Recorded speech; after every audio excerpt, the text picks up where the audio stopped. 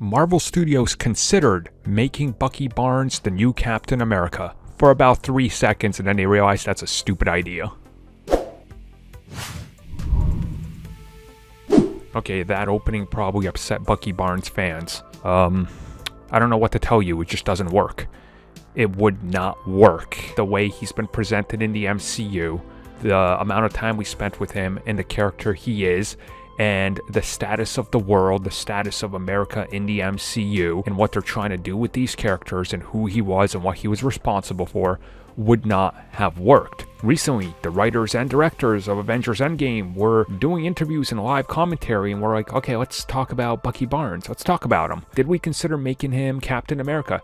Briefly, right there when we started to consider who's going to take over the mantle of Captain America, and quickly we realized that no, it can't be him, it has to be Sam. Again, here's how this scenario would have gone. Had they made Bucky Barnes a former Russian assassin agent, Captain America, and played up the whole, oh, America's being infiltrated by Russia and all that, people would constantly make hate videos saying, oh, they're going woke, they're playing with politics, they're trying to put political messages around America today into our media. We don't want that there. How do I know this? Well, if you go look at old articles from a couple years ago, going all the way back to the Winter Soldier movie, you'll find exactly that by people saying Marvel is going too political with their movies. Coincidentally enough, like 2 years ago when I made a video saying, here's the reason Sam Wilson will be the new Captain America, it's the only logical choice, and they're going to do it now specifically because of the success of Black Panther, I was called out for saying, well, I'm only pushing an agenda because that's the way it has to go,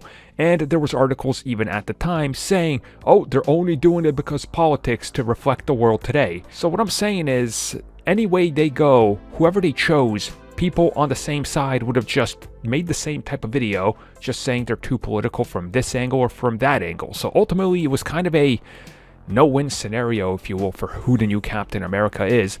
But it makes sense that it has to be Sam, considering he was the US soldier that literally just agreed with Captain America, who ultimately ended up, a fallen Avenger that gave up everything and ushered in this new age of superheroes along with Tony Stark. At the same time, one of the biggest assassins in the history of mankind also happens to be a brainwashed agent for Russia who they quite clearly had a lot of problems with, so that doesn't work. Oh, and also he was working for S.H.I.E.L.D./Hydra as a hired assassin as well until they got exposed. Again, that just doesn't seem like a smart choice to carry the mantle of Captain America. Just an idea.